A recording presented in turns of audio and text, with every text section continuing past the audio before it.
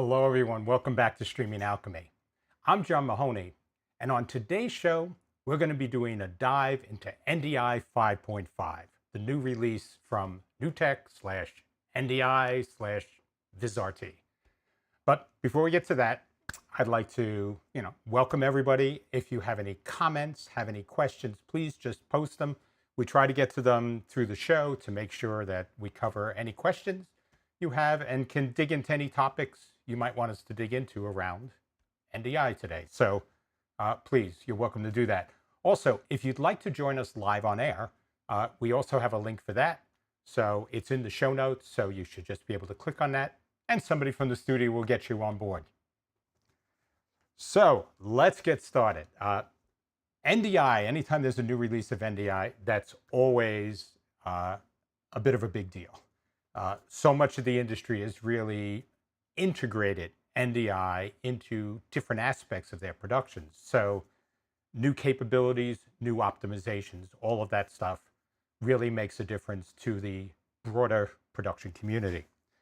So let's actually get started. And in NDI 5, there's some things that have changed. There are some things that have been added, like brand new tools, and other things are just sort of optimizations or status quo. So let's actually start, though, by taking a look at the Ndi Tools Screen. And this is something that NewTek/NDI introduced with NDI 5. And it's a way to have all your NDI apps visible and available to launch. So there's a few things around this that are interesting. The first is the installation process for this. Previously, what you would do is you would go to ndi.tv, you would fill out a form, click that I want to download, fill out a form, and you would get a link emailed to you with the utility in it. And for NDI 5.5, that process has changed. Now, when you click on the download link, you actually get an application to install. And the first time you run that application, it'll ask you to fill in your name and details. But then anytime after that, you now can just download the latest, greatest NDI and install that on your system without any forms to fill out. So there's probably good and bad based on the workflows that people developed around keeping NDI updated. But I think in balance, that's a nice improvement. But the other nice improvement you'll see right here on the front screen. And that is something that says, click here to get the latest.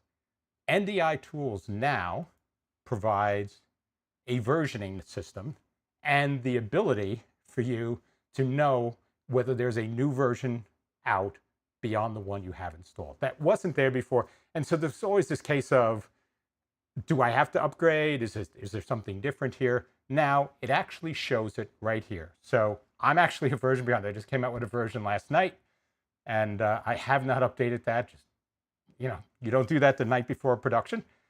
But so this is exactly what happened. So I'd click on this, and that would bring me to the NDI.TV site, and I'd be able to download.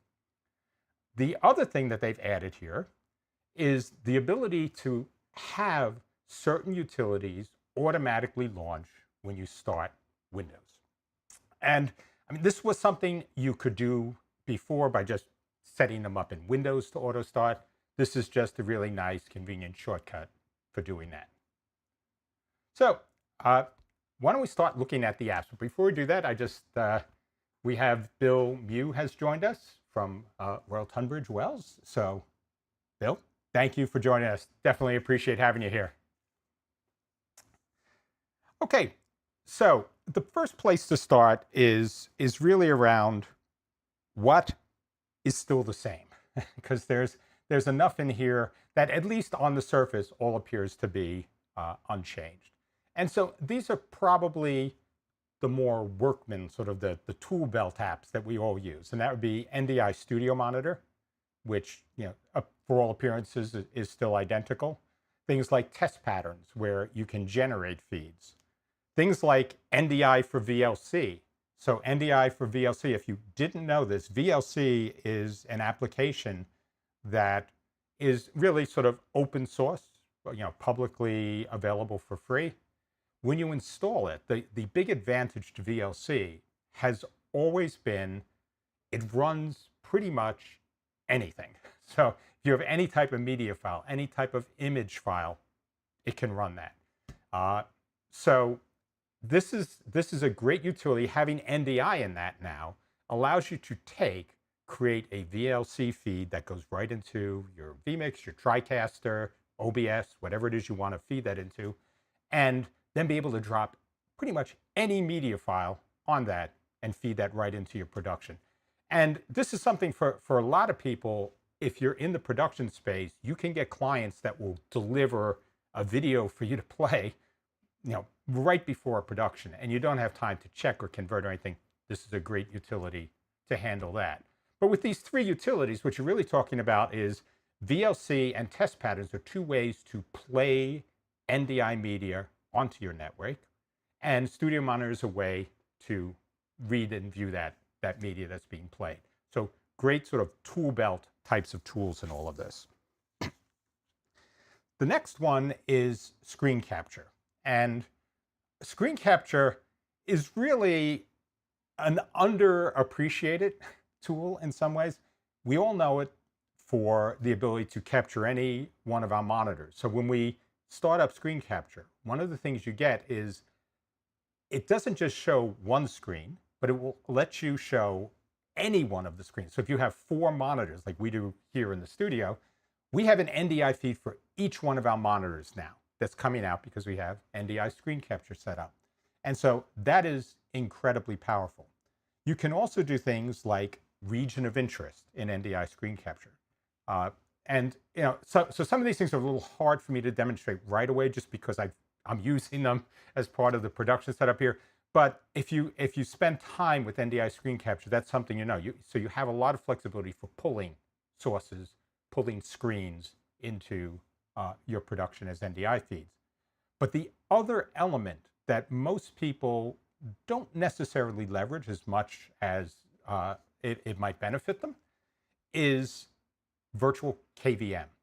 And what that means is that when I start up a screen capture, that will allow me to remotely control the box that system is running on using Studio Monitor. In Studio Monitor, there's a KVM button. So if you open that up, you would see that in Studio Monitor. Now you could take and remotely control any one of your systems. And a couple of things for this. First, because you now have an easy way to start up applications when you reboot Windows and run a box, this means that you could set up servers in a rack, start screen capture on them, have that auto start each time they boot, and then you effectively have a virtual KVM for this. And it works across pure NDI. So things like Bridge would allow you to remotely connect to a server and control that from across the internet. So very cool things in this. But these are not things that are new in NDI 5.5, but they're really important sort of to level set the NDI ecosystem and appreciate what it can do. So the first thing, which I'm told has a lot of underpinnings change, but still the core elements in it are the same, is Ndi Bridge. So this is really one of the probably the most popular new applications that was added in the last iteration of NDI with NDI 5. And it's worth just taking a quick look at it to sort of cover this a little more completely. So what we have here with Ndi Bridge is the ability to either host a session or to join a hosted session. And what that means is that I can set something up in my studio here and allow somebody at a remote location across the internet to connect to as NDI, to basically share their NDI with me, and reciprocally for me to share my NDIs with them. And you have a lot of capabilities in this. So it has groups to share. And if you remember in Access Manager, which is another tool, there is the ability to set up to take NDI feeds, put them into groups, and then say, this group is something that I want to share on the network. That works with Ndi Bridge as well. So if you had a remote site, You may have productions that are taking lots of feeds internally, but you only want to share a couple of feeds with that remote site. Ndi Bridge lets you do that. And the way you set it up is you will open up a port. So this is, again, this isn't something that we're going to dig into too deeply because there's a lot of complexity here, but you need to open up a port on your router, on your gateway to the internet. And this will allow you now to create that connection using your IP address, your public IP address, and that port. And the way the system works is, while you set this up with host and say, this is me, these are the feeds I want to share, you pass along this IP address and a key.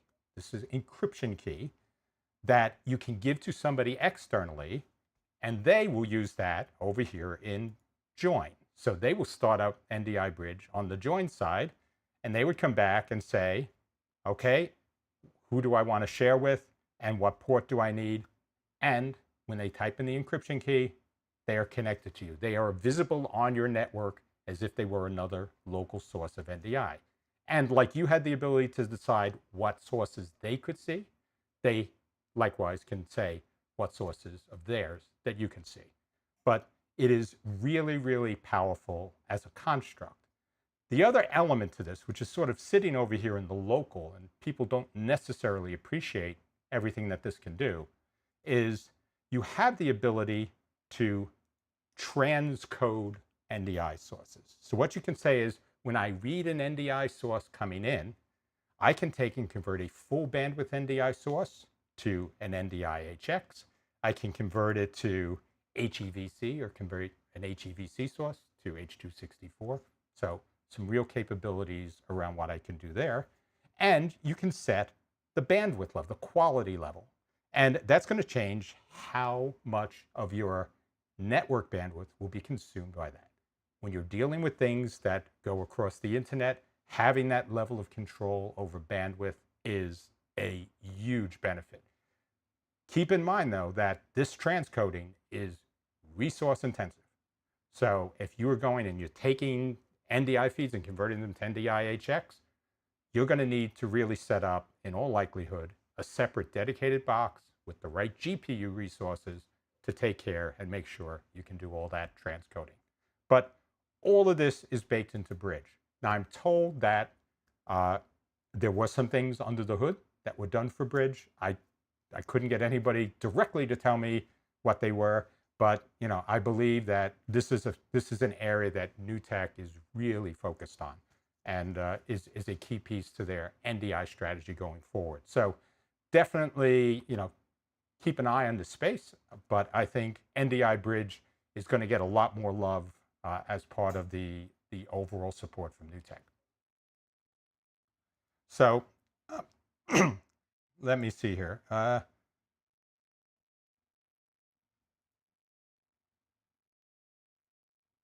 Okay, so let me see. I'm told my mouse pointer is not enabled. So let me just capture settings, mouse pointer. Okay, so sorry about that, everybody who was looking at my screen without seeing the mouse pointer. Now, hopefully, this makes a little more sense when I'm pointing to stuff and saying it. So sorry about that.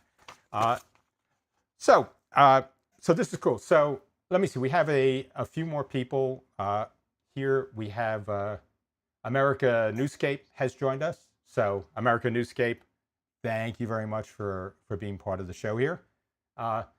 Bill Mew also said that NDI screen capture is good for displaying complex transitions in PowerPoint, and I think that's a really good point. So NDI, NDI screen capture definitely, works as a full NDI source. So if you are looking at this is very different from sort of the desktop capture apps that you see, which can have lower frame rates and can make it jaggy. So I'm glad you asked this, because it gives you a full resolution feed coming out of your system. So if it looks good on your screen, it should look good on what you receive on your computer. So I think that's a good point. So thank you for that. So we have, let's see, somebody else, Ash Wynn. Ash, thank you. If this is your first comment, I definitely appreciate you joining the conversation here. So Ash is saying, is NDI Bridge like SRT? And the quick answer is, in terms of what it's used for, it is very, very similar. They both use a reliable wide area transport. NDI Bridge uses reliable UDP, which means that it can correct for drop frames and other types of transmission errors within the window, but you sacrifice a little bit of the, so you add a little bit of latency, not sacrifice, you add a little bit of latency, so a little bit of a delay, but in that delay, it can leverage that to handle errors in transmission. The difference really is NDI Bridge is sort of native NDI through and through. So it leaves your studio as NDI and arrives as NDI on the other side. SRT is really protocol and encoder agnostic. So it doesn't care what you're sending across. It will send it across as a transmission. And you then need to sort of handle that on the other side. So if you're handling something that's MP4, or you're handling something that's HEVC, SRT isn't really involved in the codec level, doesn't really look at that. It's really just saying this is a block of data that I need to move and move quickly and move reliably. So both serve the same function, but take different approaches to how that gets done. So, okay, so I have to say, I just got to I have somebody that's looking at the comments on Facebook directly, and so we have Kane has joined us. So Kane Peterson from NewTek. Kane is one of the technical gurus there. There's a huge amount of work around client-specific configurations around NewTek products. Definitely, definitely something that he has so much to share, and so there's so much I can learn from him. So, so actually, Kane's comment just showed up. So Kane mentioned that Bridge also carries tally, commands, alpha, PTZ control metadata. Yeah, so Bridge is, and thank Kane, because this is an important point. Bridge is full NDI when it goes from end to end. Like I said, it leaves NDI and comes in NDI on the other side. It is everything that's in there. And that's one of the reasons things like virtual KVM, you can enable that and use KVM across the internet into boxes. But he's right. I mean, tally, alpha, all of those things, PTZ control, especially useful. All of that is now something that is baked into Bridge with NDI, and something you can clearly leverage in so many different remote production situations. So thank you, Kane. So let's see. We also have Mike Heffernan. Mike just said, NDI interaction with PowerPoint through the Cameo feature really makes things awesome. So I haven't used Cameo. But I just know that the NDI PowerPoint connection is full bandwidth and gives you exceptionally high quality. So I am also told that Ken Benedict has joined us. So Ken, I apologize that we're not getting Facebook comments in here, but I just wanted to thank you for joining us here on the show. So thank you very much, Ken. So let's see. All right, so let me jump back, because I think we will do more shows on Bridge and some use cases, but I definitely wanted to jump in there. So let me talk about sort of the other sibling in the internet space, which is NDI Remote. So NDI Remote is basically the WebRTC utility that is provided in the NDI toolset that allows you to send a link to somebody remotely and then pull their audio and video feed in from a remote location.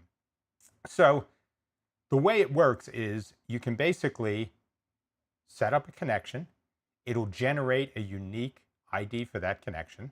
So if I were to do this, if I just came over here, I could come here and say, let me change the name of this. Let me let me come in here and I could send somebody a connection, and I could either email it to them or just copy it or send them a little link here with a QR code, and that would be something they could just connect from a phone. But it gives you a simple way to do this.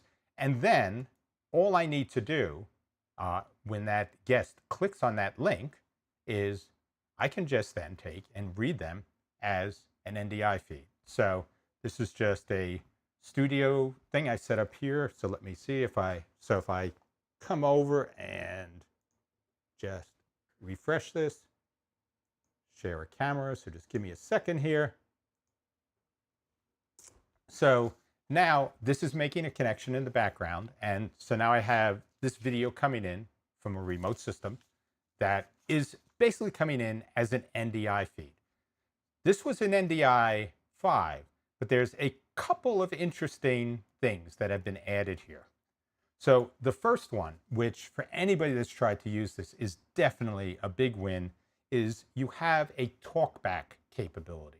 So previously you could just get this video in and you had to figure out how to tell the person, what to do, when to start, all of that. Now, this is baked in to NDI Remote.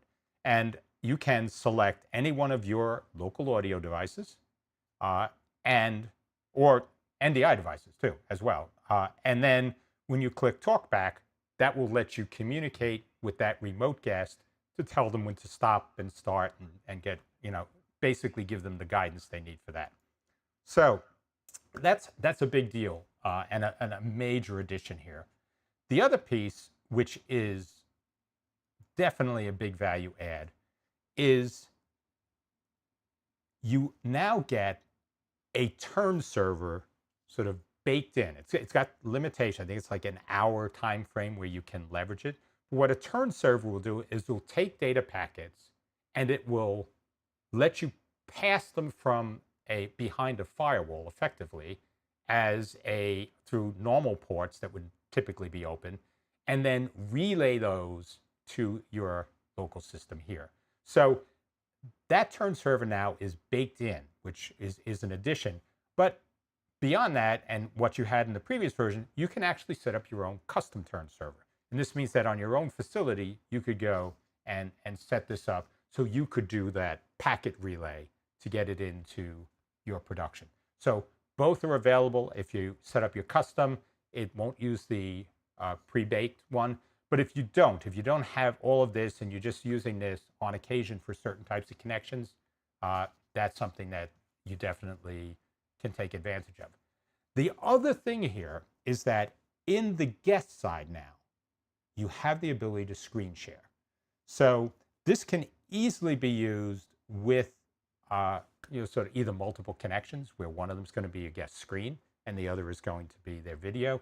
But definitely something that is a nice addition as well from the guest side, where they can go in and share screens and make basically a full sort of session where you want to be able to go between different sources, different things to display.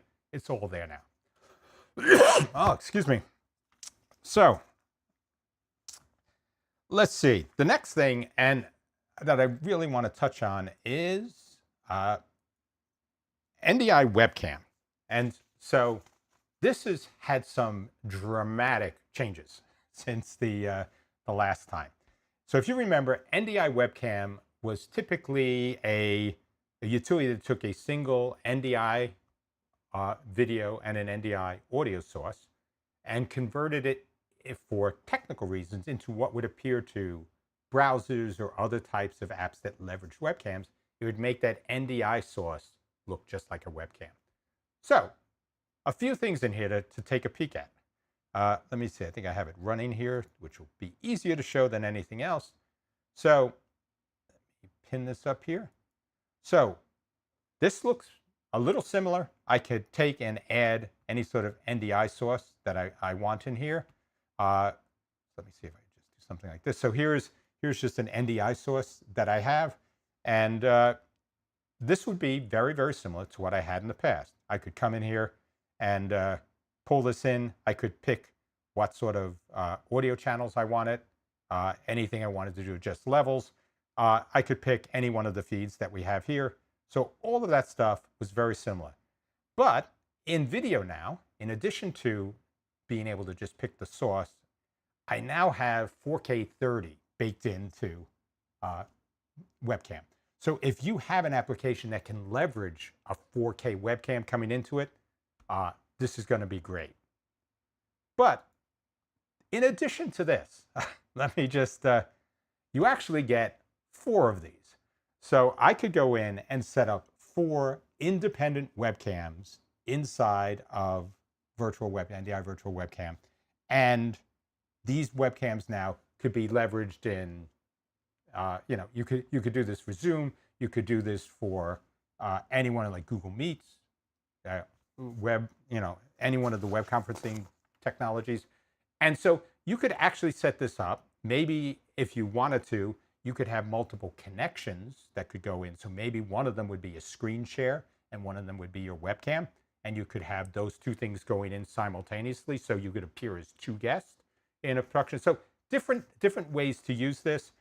It is also phenomenal. Speaking personally, it is phenomenal for testing. If you're developing apps, if you're trying to do things across multiple tabs, which may be connecting to different applications, this is a great way if you're in the production space to just go and test them all. So you could say, okay, I know my connections to this service is working, this service.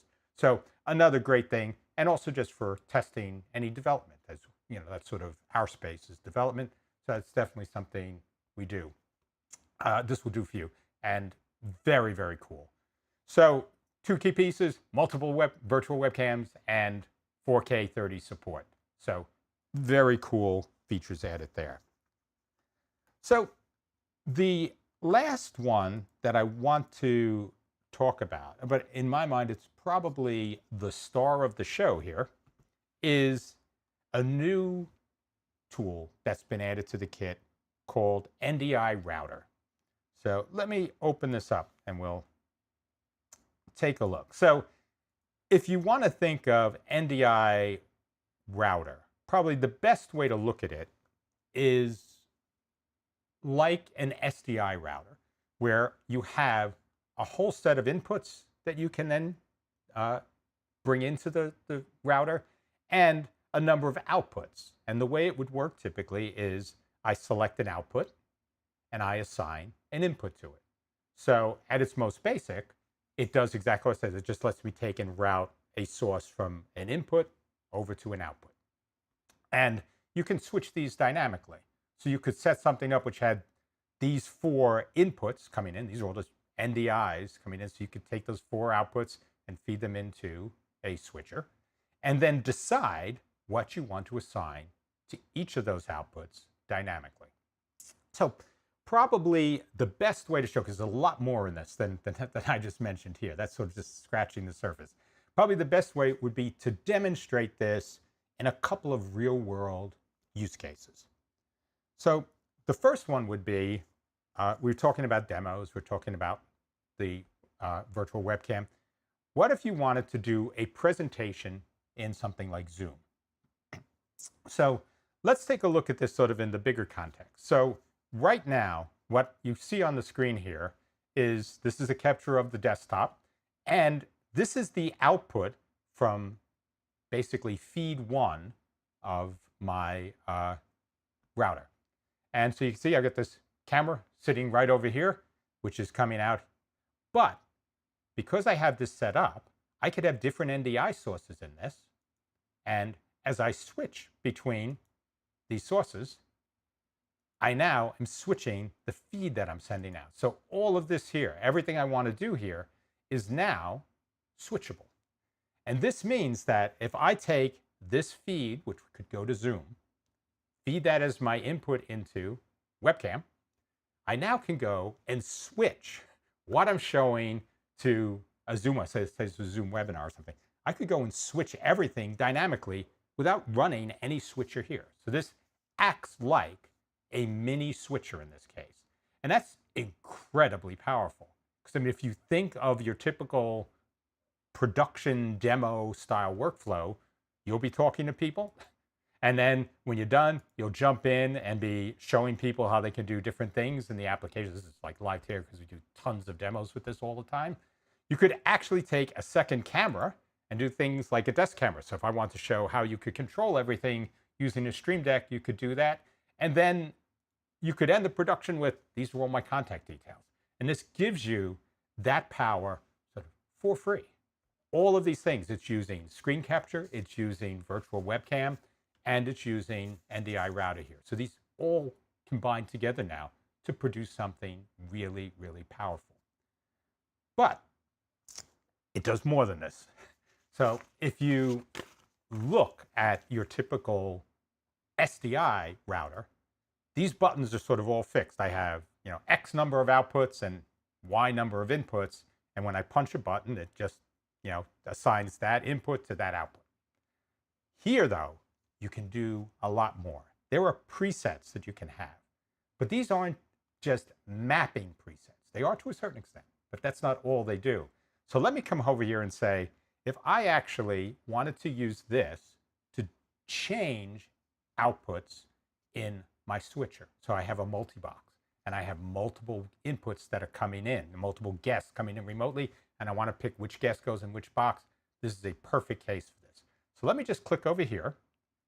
And so now, not only did things change, so you're looking here at a different, a different set of outputs that are coming in, but my entire UI changed.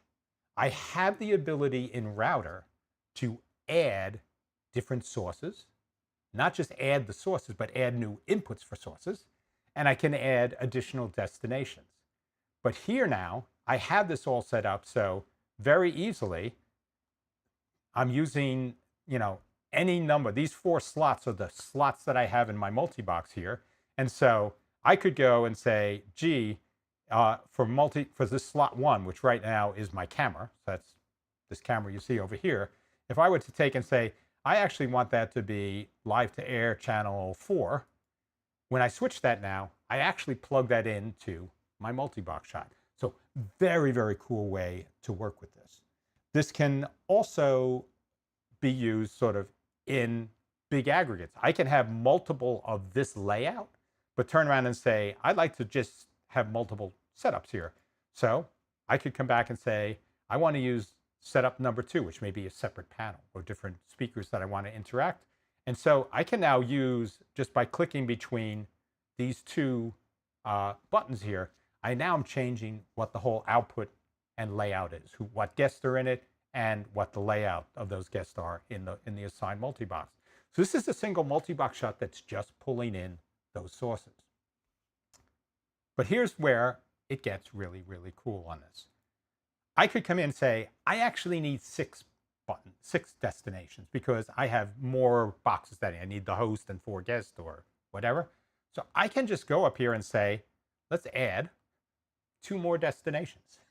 And so in doing that, I can go and say, let me configure this. I can pick, a different name for it. I can change colors, change formatting, all of that information here now in these new slots that I added. And, so that's, definitely something you can do the same over here with presets. If I needed to have 8 different layouts, I could just add a bunch of presets, copy them all, and then from there, just leverage them. And of course, the same is available with sources. I can just continue to add more sources. And as long as my system has the horsepower to actually drive those, pull in that many NDI feeds and route them, I'm good. And so it looks like a traditional NDI implementation of something that's lived in the SDI world for a while, but it is really, really so much more. So let's see, I think we have a few other questions. So we have JP, join us, JP. Good to see you here. Thank you for joining us. And we also have Mike Hefferman. He said he uses the router to switch up what he's sending to a teleprompter. Yes, this is actually on the system I have over right here on my side. We use a teleprompter and we use it with the studio monitor and switch things around. So absolutely something that we use all the time. And actually having that sort of control where I could take a feed, any one of the feeds that could be coming in and switch what they are. Excellent use case. So thank you for pointing it out, Mike, because I agree. It's really handy, especially if you want to be able to switch up what you're seeing. This could also, in addition to a teleprompter, like right now, I have a confidence monitor that sits in front. And if I wanted to be able to switch up what's coming in on that confidence monitor, that would be another perfect example, very much in line with what you're saying. So a lot of great use cases for this. And again, this to me is the star of the show for the NDI 5.5 release. Tons of uses for this. And this is something I think once you start, you'll find all different ways that this can simplify your workflow. So another great release on this front. So let's see. Kane just mentioned that he said, just a note that the Ndi router controls point-to-point NDI connections. The traffic is not running through the router system. So yeah, that's an excellent point here. So you end up with, you know, as you create more of these, it means that the system is a lot more efficient. And but having that sort of point-to-point value. So essentially, I'm guessing that this would work as a proxy.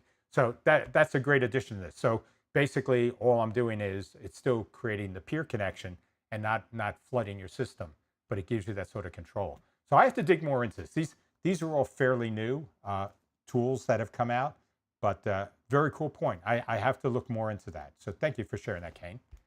So we also have SDA Song by Sissy. So just giving us an hello. So SDA Song by Sissy, thank you. Definitely appreciate you joining us here. So this is sort of a, oh, wait, so Josh C is saying Ndi Bridge could act as a proper repeater. Correct. So Ndi Bridge in local mode can act as a distribution repeater amplifier. So getting back, so we talked about this where you could actually just send a single source to multiple destinations with router. In Ndi Bridge, so let me sort of jump back there if I can. When you open up Ndi Bridge, and I can take in and change all my encoders, but what I can do is I could set this up as a side box and pull different feeds in off my network and have people subscribe to that feed through the side box running Bridge in local mode. And that would let them put all the load of pulling that feed onto this side box. So in the sense that it acts like a repeater source / distribution amplifier, that would definitely be something that Bridge can work for in local mode as well as remote. But in local mode, that can be a real win, because you could take and, you know, basically bog down. If you had a camera, the encoders on a camera typically can't handle 5 output feeds. You know, the cameras themselves have sort of pretty limited network and compute capability. But if I took that NDI camera, fed it into Bridge, and then had other people connect to that camera source through Bridge, which, you know, sort of show up as a bridge and then the name of the source, you now don't have any of that load on the camera, and the Bridge acts like a distribution relay for this. So thank you. That's a good point, Josh. So there are a few more things that I want to cover in our post-show hangout that are related to this, but probably the one thing I did want to touch on, because I know there's going to be a lot of people interested in this, and that is all the Mac tools. So by and large, anything that happened on the Mac side of the Ndi tools in 5.5 basically was under the covers. There may be some optimizations, and I didn't really get a chance to dig too deeply into the Mac side. But everything that we looked at there, the tools themselves look pretty much the same. And so things, even like Webcam, which mentioned that it does have some updates. We looked, it doesn't show support for 4K 30, which we were thinking might be there.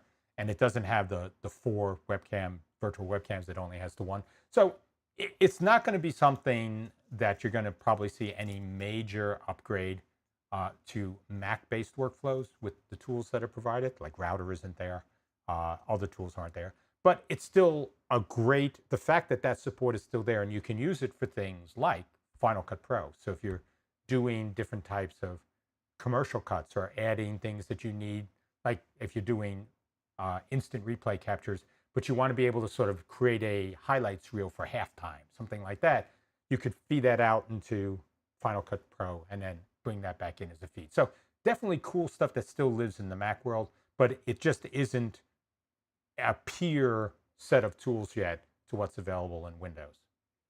So let's see. So we also have another Jesus Full Gospel Assembly jumped in here and said, this is good info. Can you give a how-to for the NDI router? Yeah, so I can dive a little more into the NDI router in the post show, so I'll definitely do that. But so why don't we call this then a wrap for the main show? Please keep your questions coming. If you can hang around for the post show, that would be great. If you can't, I really appreciate you making it for today's show. I'm definitely excited about NDI 5 and where NDI is going. I mean, I think there's a lot of good stuff in store for NDI in the future. So it's keeping me excited, which is a lot of fun. But so why don't we call this a wrap? And everybody that can make it, I'll see you in the post show. Otherwise, I'll see you all next Friday. Thanks for joining.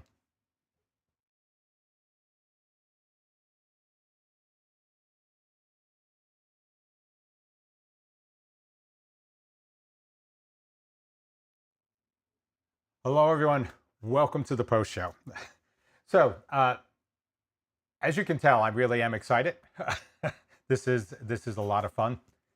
One thing I do want to apologize in advance. We are just not seeing any of the Facebook's comments. If you're sending comments through vMix Social today, don't know why, but I'm apologizing in advance. If you want to jump on the YouTube feed and join us that way, if you need to ask a question, we're very happy to respond. Just not in a position to see the comments coming in yet. So, Jesus Full Gospel Assembly asked about, could I give a little more detail about how to set up NDI router? So I will just take a minute or two and sort of show exactly how this could be done.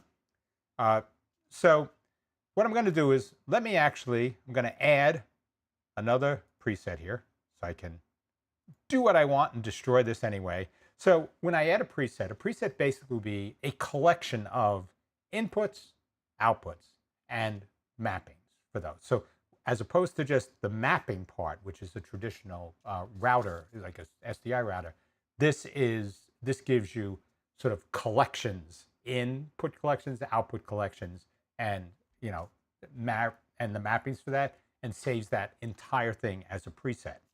So if I wanted to do something here, I could just go and let's change the name of this preset. So we'll say this is our demo preset. I can change the font size, make it big. I can change the background color. So we're going to turn around and say, I'm going to make this green, and I'm going to make the text on it black. So and bold it. Okay, so now this is basically just the first thought. I've set up a preset here for what we want to do. So now with that preset set up, I could come in here and let me just close all of these guys. I don't want them for this preset. And I have my basic, it sort of starts with 8, and that's what I get. But now I could go in here and to any of these, you right click on it and you can configure it. So in this case, I can give it a name, so we may turn around and let me see, I'll just say there's an operator. I think I have an operator source in here that I can use. This is a wide text, so we'll probably make it a smaller. And I'm going to turn around. I'm going to change the color. So we'll also make this green with black text like we did the other side. And then I can come down and say, what NDI source do I want available here? And so let me see. I think I have, yeah, so here we go. I have another feed here called operator. Okay, so now I set this input up as an operator. And let me get out of the preset mode. So when I go here, you can now see just by putting this in, I've switched this up and I have another source that I've added. If I wanted to just create other types of sources for these people, I can go and say, let me copy the style, and then I'll just paste the style across these. And now you can see the configuration hasn't changed, but the look has changed. So these next 4 buttons have this. I can go in just like before and configure it. Change all the labels, change the NDI source, the colors, all of that. And so that's basically how you do the configuration on the input. For the output, these have slightly different things, but what you get essentially is I can label this, which is what you see on the screen, but I can also give it an NDI name that it's going to advertise to. So when I subscribe to this source, this is going to let me effectively label the sources to match up what they are. And these will change as I go in from different presets. So for a certain scenario, I could have different names. When I select another preset, those names can change and be visible differently. So some very, very cool stuff here that you're doing with these presets. So I have a lot more to learn. And this is, I haven't spent a huge amount of time, but this should give you a very cool sense of what you can do here, where easily create presets, redefine the inputs, add new inputs, take them away, and define the destinations for this and label them how I need to do all the mapping. And then these things are just now visible as NDI sources on the network. So really, really cool here. So hopefully that helps. So we have a couple comments from Mike Hefferman, who's been sharing here. He said, inside PowerPoint, you can have a graphic object that uses as its fill a webcam input. Okay, so this is something I really haven't done it that much. So this would be incredibly cool. So I have to look into that because I can see that as being something a lot of people would love to use.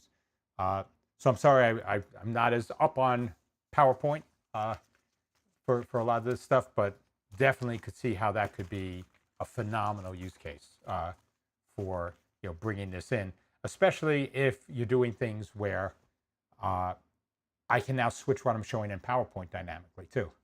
So I could have my head in the corner. I could have an object that's sitting there that is a desktop capture or a slide, and switch between the two and do something like that. So definitely some really cool stuff I could see you doing with that. But he's saying that you can feed the PowerPoint object into the slide design and the transitions too. Yeah, so I know there's, the transitions can be really nice because they basically have this sort of merge style transition where when I move between slides in PowerPoint, it'll dynamically resize objects. So definitely could see how all that would work. So that merge transition combined with this capability, really, that would be a spot on thing. So Mike, thank you for that. So really, really cool with this. So there is something else though that I didn't cover in the main piece of this presentation, sort of overview of NDI 5, but I wanted to touch on here. And that is, you can actually, there's, in addition to the NDI tools, if you go on to ndi.tv, you have the ability to, let me actually just jump on. I'm going to try to show you the whole thing. So I go on to ndi.tv. If you look up here, this is where you'd normally go and you get the NDI tools. But if you come over here, there's something called SDK. And here, you can actually download the software development kit. And you may think, well, I'm not going to develop software. That's not my thing. But there are some utilities that are also in this that are not delivered as part of the standard NDI toolset for NDI 5.5. And one of them, which actually Kane Peterson pointed out to me this morning, which I think is really cool, is basically, let me see if I can show you. They have, it's something that it's called NDI free audio. Now, I know it's a little hard because the screen is not great for showing this, but NDI free audio is a utility that you can run in a command line. So it isn't the user-friendly, warm and fuzzy app, but NDI free audio lets you do something that's incredibly powerful. And I'm running it right here. And so what I'm doing right now is I have, pull this over here, I have this Shure MV7 that I use for different types of demos and other things we do. So I have that sitting over here, and that's just plugged in via USB into the computer. But what this will let me do is it'll let me take and say, map that device that's coming in to an NDI output, which is what I've done here. So I've basically taken and run this NDI free audio app, and I use command line arguments to set it up. And so the command line arguments for this basically say you can pick one of your inputs. In this case, I picked input 2, which if you look up here, it tells you what they all are. Input 2 is my microphone.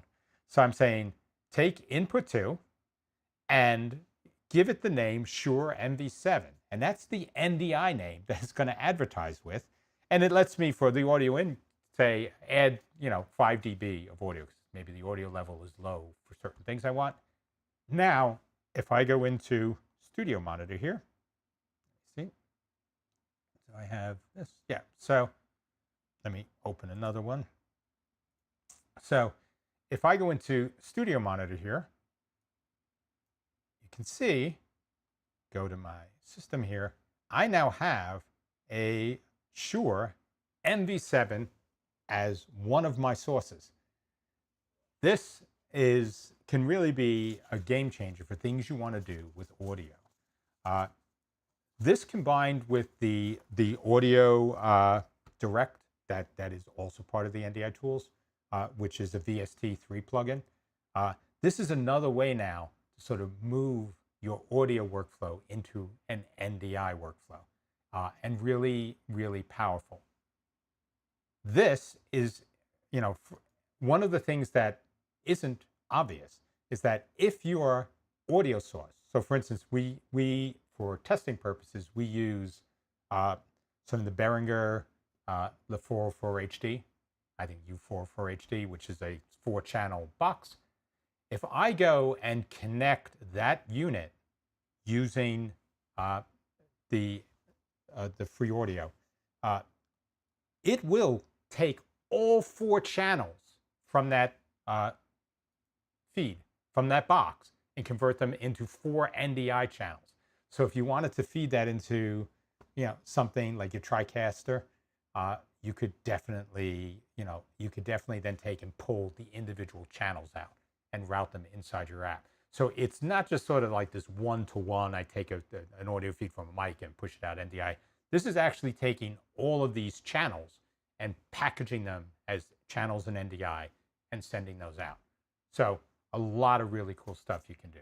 And, combine this with some of the other things, like we were talking about, you're using virtual webcam, NDI webcam. That lets you come and say, I want to use all the channels or specific channels. So you could actually take, when you pick your feeds, pick the audio channels you want from that. So if you take that, convert it into an NDI source, and pull that into a webcam, you could swap between different audio sources in your webcam. So very cool stuff around this. But this isn't something that is definitely going to be for everybody. You have to be comfortable sort of using the command line space in the world. But I really appreciate that Kane, tipped me off about this so I could share it. They have it for output as well. We haven't spent any real time with this, so I don't want to dig too deeply until I know exactly what I'm doing. But I saw this and wanted to share it. Definitely something I would consider, for yourselves. Download the SDK. It doesn't require anything special, and just go in and look and play with the utilities. There are a few utilities there that might be interesting for you. So let's see, what else is there? So I guess the biggest thing for me, as I mentioned, was NDI router. And I gave a couple of examples that where you could use it for doing different things. So one with sort of the multi-box, where you want to populate a multi-box with different inputs and have this handle it. So that's a really cool thing you can do there without any sort of automation or scripting or anything else. So definitely nice there. The other thing I was thinking though is that imagine if you, like for live tear, because we have a lot of clients we work with, they may be using a like a TriCaster Mini, which has 8 available inputs.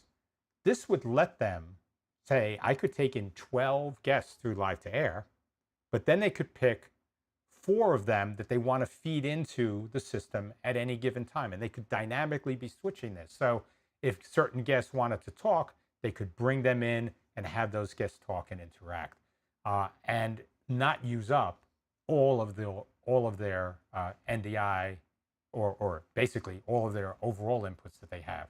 So other use cases here that could be really, really cool for router, which is why I said it is the star of the show. So so we have Ryo Caster. Hopefully I didn't butcher your name. So but thank you for joining us from Brazil. I definitely appreciate that. So let's see. Bill Mew has just added something. Also, he said, what do you expect vendors like vMix to do with NDI 5.5? So as a vendor ourselves, so I can speak sort of for where we are. When something new like this comes out, we spend time with it internally to sort of understand the pluses and minuses. Like what does it bring? What might we need to change or update in the code? And then when you put that in, you need time to make sure there are no surprises. So I definitely see this as something that the folks from vMix will integrate. Clearly, new tech is, really sort of the leading edge with things NDI. So I'd certainly expect to see that, show up directly in the TriCaster. Now, I did verify this with Kane this morning, but he said you can install NDI 5.5 on your TriCaster. It won't leverage it in the actual TriCaster piece, but all those tools can be there and available to you on the TriCaster if there was, a reason for you to have that there. And sometimes that can be a handy set of tools to just have available. But so I definitely expect that these things will show up in the different vendor products. But vendors are always going to be sort of slower to release updates than the NDI update cycle itself, and that's really around just understanding, integrating, and then testing before you make a release. Unlike NDI 5, NDI 5 had some really foundational differences. The biggest one was reliable UDP. I mean, that reliable UDP was the game changer in NDI 5 combined with Bridge, which is really the two sort of go hand in hand, the fact it had that available. So between Bridge and reliable UDP, those transformed what you could do with NDI and really extended it past my local network out to the world. So that was sort of the original vision of NDI. So that was major in that regard. So NDI 5.5 doesn't have that same profound nature to it from a technical perspective. But clearly there are optimizations here, and there'll be more stuff that we'll see, I'm sure, coming out. And I think it also, as you start to look at these things, they give you the opportunity to start to envision new potential products that can be part of the ecosystem, whether it's one of the main vendors like vMix or NewTek, or whether it's smaller third parties that are going to start to produce tools and utilities. You may also find, and we looked at this, but we weren't able to figure anything out in the time we had, what automation capabilities will start to get baked into these tools. So, we on this show do a lot around scripting, things with Node, things with, scripting inside vMix, but especially from the Node front, which we are definitely excited about with Node.js. If I had the ability to send commands to these things like NDI Router could now become part of the broader ecosystem of things that I do with automation. And it could be something that I would just control with the Stream Deck. And I wouldn't even have to think about anything that's going on here. So for instance, if I had the ability to do this automation, I could turn around and use the audio triggered macros inside my TriCaster to take and do switches to say, when this, if I hear audio coming from this source, I could actually make sure that video is coming in. So I may be doing like Dante audio, but NDI video. So things like this now that could give me a lot of capabilities and sort of extend the value proposition, by extending what I can do in the ecosystem of these tools. So I think there's a lot of cool stuff that will be part of this. So let's see. So Ryocaster has another. He said, is there a way to reduce NDI Ethernet usage with NDI 5.5? So the quick answer is not directly. I mean, there is no component of this that you can just take and play. With the advanced SDK, which we aren't using, but with the advanced SDK, you do have the ability to sort of set bandwidth limits inside NDI sources. But by and large, that's something that you get more in camera manufacturers right now. So I know it's something Bird Dog has in their cameras, where you can come and say, what bandwidth do I want to feed from this camera? But to give a more detailed answer to this, that is what the local transcoding on Bridge couldn't let you do. So one way to consider this is to say, what if I took and built a box dedicated to transcoding for Bridge, that's running Bridge, and I connect that to a whole bunch of sources using a 10 gigabit connection. And then everything else that I feed out that goes out on a 1 gigabit connection. So in terms of downstream use, I could transcode all of those full bandwidth NDIs into NDI HXs and reduce the bandwidth significantly. Or you could actually just change the utilization without changing. Like you can go from sort of full NDI, full bandwidth to full NDI reduced bandwidth, which would be another way to handle that. And that would give you that ability to cut down on the total load going into the system without having to convert your entire network over to 10 gig. But you still need in that box to be able to pull in all the NDI sources that you want to pull in and then leverage them downstream. So some slight latency added in there, but definitely a way that you could sort of turn down the volume on the data usage on your network. So we have Con Bars. So hopefully I said your name correctly, Con. So thank you for joining us from the Netherlands. Definitely appreciate this. As I always say, I'm always impressed when people are willing to spend their Friday nights with us. So thank you very much. I appreciate that. So let's see. We have another thing from Bill. He says, what does your crystal ball tell you that NDI 6 will include? That is really a tough one. One of the things that may come into NDI 6 could be things around bandwidth, sort of to the point that Ryocaster was talking about. There may be things that they will bake in at a more foundational level that will let you do that type of sort of on-the-fly bandwidth adjustment. I'm not sure. I mean, I don't have any real inside knowledge of this.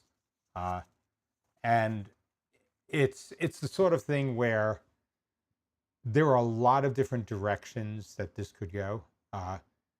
Clearly, Ndi Bridge is a key component of sort of the new tech NDI VisRT strategy. So I certainly expect to see that, bake into more of the things. So I could definitely see Bridge being baked into TriCaster, and maybe that would be a new version of Bridge that could be part of your TriCaster system, where now remote and local connections could directly be made, just like it has SRT baked into it now. So I could see things like that happening, and maybe in NDI 6, there would be the optimizations and other types of facilities needed to allow those types of things to happen.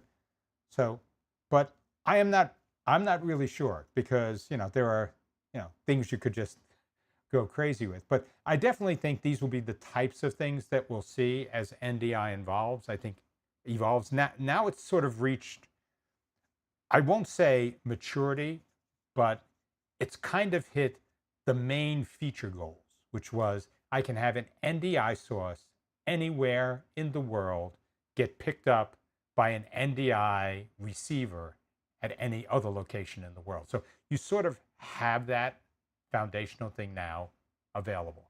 And that was always the massive goal of, where NDI wanted to get.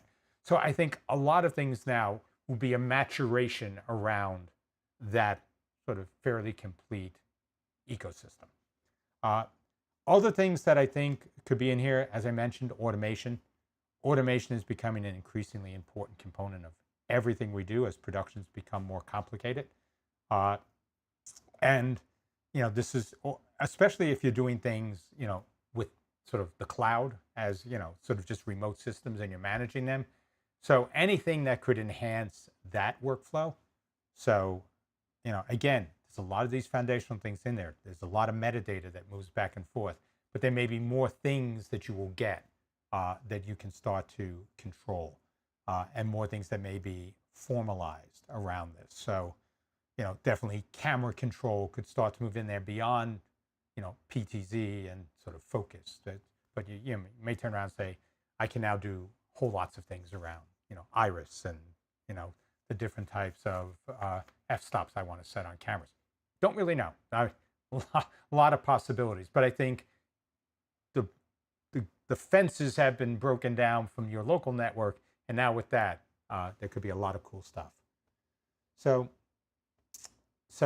let's see. We have America Newscape just came back and said, "Great show. Looking forward to reviewing this." Yep. So absolutely, I think this is going to take time to digest, but definitely something there.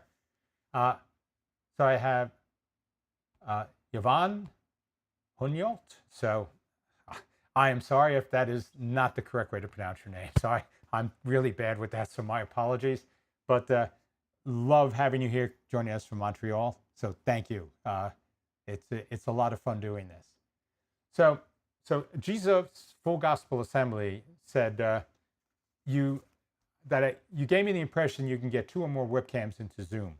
Let me say the following. I don't believe you can't get 2 simultaneous webcams into Zoom, but there could be ways where if you set up 2 separate browsers and log in separately, or if you are doing things where you have a private browser tab and a public browser tab.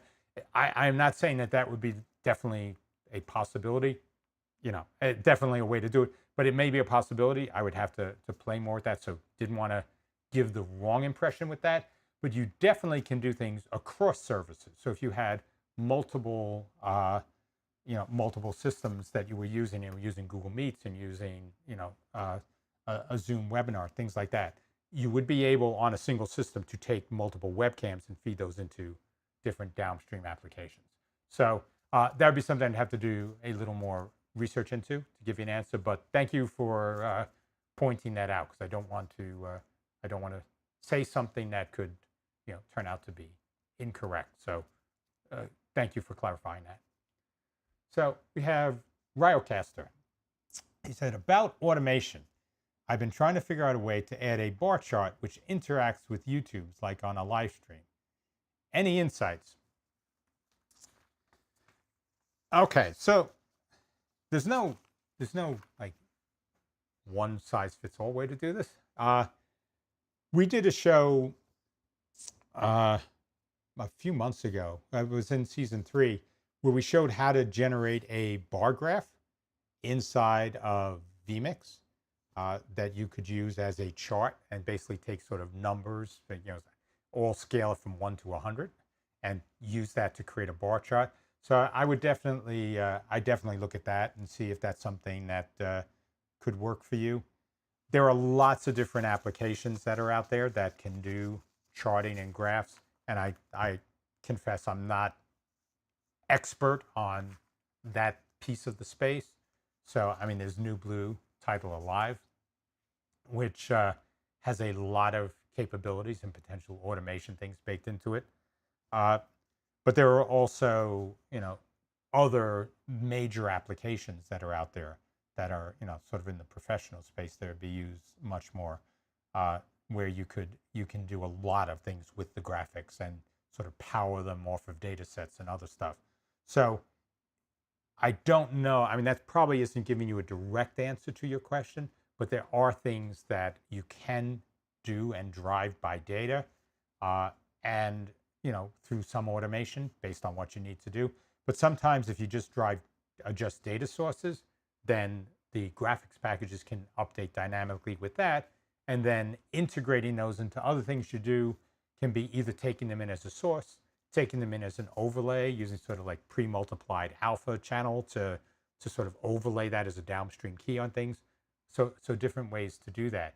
And anything that you can pull out as data gives you that possibility. So there's a lot of data inside of YouTube and the entire YouTube ecosystem, especially things with, like the Google ecosystem would probably be a better way to put it, where you can go in and take all of these things out as, all data sources out, things from, Google Sheets and other stuff, pull that in.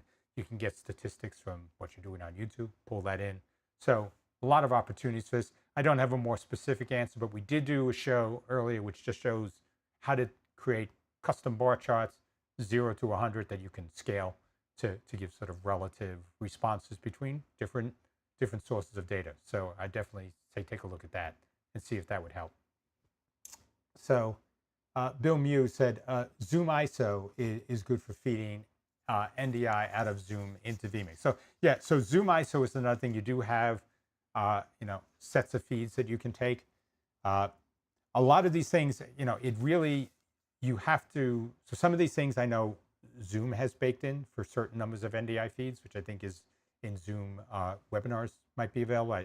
I don't know which versions of Zoom that's available in, but they do have that. Zoom ISO does let you pull the individual feeds that are coming, but the resolution, you don't really have control of that. And you don't have, as far as I know, and I could be, out of date on this, you don't have individual audio for those. So it really depends. So I think, these are good ways to pull NDI, to get NDI feeds from, things you can do in Zoom. And, also, screen capture gives you sort of the big composited view of everybody coming in on a page and switching between those pages. So definitely things you can do there. So Ryocaster is asking if vMix Social has the ability to gather this information. So quick answer is no. vMix Social just deals with social media. So you aren't getting really statistics or graphs or anything of that nature. vMix Social gives you about 8 different fields. I don't remember all of them, but it gives you sort of your main username, your abbreviated username, the avatar you're using, details on a comment if you posted a comment. There's a few other things. I don't remember all of them in there, but you don't really get that directly out of vMix Social. The way, because we've done stuff that the last 3 shows we did were really dealing with responses from vMix Social and pulling those into vMix. The way that was working is we were letting vMix Social populate a title template, and we were using Node.js scripting to read the data out of that title template using vMix's XML that they publish for what the status of all of their inputs are in a production. and we were pulling that data out, but we weren't really talking directly to vMix Social to do any of that. So there's sort of a level of indirection. vMix Social is just using APIs for, IRC chat, for Google, for Facebook, for Twitch, I believe is the other one it has. So it's using the APIs that are available there. So it is possible to write something that leverages those APIs and can do something more directly for you. But vMix Social isn't going to cover that for you. So let's see, we have Jesus Full Gospel Assembly. Let's see, it's Ndi Webcam also gives 4 virtual inputs in vMix now. So yes, that is correct. I mean, the thing with vMix is vMix can take those inputs in already, but where it's really useful is feeding, because you have 4 outputs on vMix, and so the only 2 you could get directly from vMix was output 1, sort of your first 2, output 1 and output 2. And output 1 was typically what you were switching your show with. So if you were trying to do something else where you needed to feed a webcam, you were sort of using output 2 as your option, so you could use both. Now you can take all 4 outputs, map them into inputs using Ndi Webcam, and that will give you those 4 outputs. So definitely very cool in there. So we have Ronaldo Miranda. So Ronaldo is asking about advanced NDI or EO. Yes, I saw it. I mean, NewTek has advertised that. That is actually going to be something that's baked into the SDK. And I believe that has something specifically to do with exactly what I showed here with the input and the output. We haven't dived into everything available in the SDK yet. We will as part of upgrades that we make to our own live-to-air solutions that we sell. So that's something we'll get into. But I believe what I demonstrated with the free NDI free audio inside of the SDK toolkit that came with 5.5, it's going to basically be a lower level interface for that we can then bake into our products and make audio sources that are coming in directly available as NDI. So I don't have more than that, and I wish I did, but this is still all new, and we're learning a lot as we go here. So let's see. So Ryocaster. So yeah. Thank you. Hopefully I'm able to answer the questions that everybody has. There's a lot of different specific use cases, and unfortunately I don't necessarily have experience in all of them.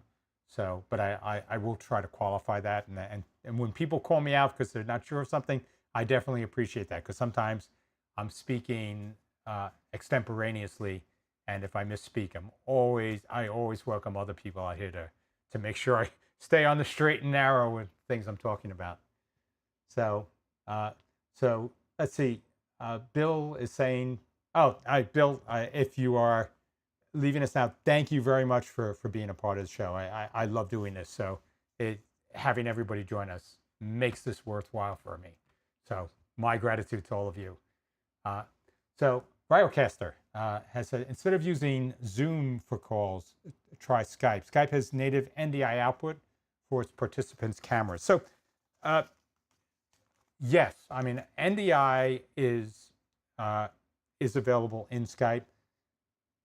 My understanding with a lot of this, especially on the Skype piece, is that Skype is, and I'll qualify this with, this is sort of more rumor than anything, but that Skype has been somewhat de-emphasized by Microsoft in the production space, and certainly it has a lot of viability, and I'm not putting it down on that, but I think there's a lot more innovation going on in some of the non-Skype areas that are out there. So definitely, definitely something that you can leverage, but it would be something I think as we go forward, we're probably going to see, especially tools like NDI Bridge and, things like we do with Live to Air. There's more to the ecosystem than simply making that point-to-point connection. And I think that's where, that's where something that people that are looking to do this, Skype is a good fundamental solution, but I think there are other solutions out in the market and that will continue to evolve. Whereas I think Skype has sort of reached a crest, at least for now, unless there's another round of sort of technical investment in some of the things you can do. But Skype definitely led the way and was really part of the early push for remote production into the broadcast space. So thank you, Rodcaster. That's definitely good to point out. All right. So I think we've probably hit most of the things we wanted to talk about today. Thank you, everybody, for being part of this. NDI is always one of those topics I love talking about. And it's something we use a lot here, both for the productions and for things we do with our own products with Live to Air. So definitely have a very close connection to the for the NDI ecosystem with all this. So definitely appreciate that everybody shares this interest. So thank you all. So Mike Hefferman actually has something where he's talking about, Teams is the focus right now in Microsoft. Yeah, and I would agree, Mike. I think, that's probably where some of that shift in emphasis has been coming on the Microsoft side, where it lets you pull individual feeds out. So it's, all of these things, that you deal with, and you're making a very good point, because as we talk about, especially the wide area aspects, unlike your local network, which you tend to have more dominion over for things with NDI related and SRT and WebRTC, when you start to move out to the internet in a lot of corporate settings, you can start to involve the IT infrastructure that's sort of broadly managed inside of organizations. And that's where, you'll find that there are different things that are supported. So you may have things where Teams would be supported, but Skype may not be. And where, certain things like WebRTC could have support, Zoom could have support, but, you may not get NDI Bridge support directly. But like a lot of these things, NDI Bridge, SRT, as long as one side has a port open, typically you're able to make things work. So they give you great avenues to sort of work. I won't say around, because that's probably a wrong way of saying. What you can do instead of working around your IT department, it allows you to provide a connection that is compliant with your existing IT rules and protocols. And I think that's probably the best way to think of it. And, that's something that if you have to get IT to change something, that can be a much bigger process for you in terms of making things happen. So that's why having lots of options for these things is great.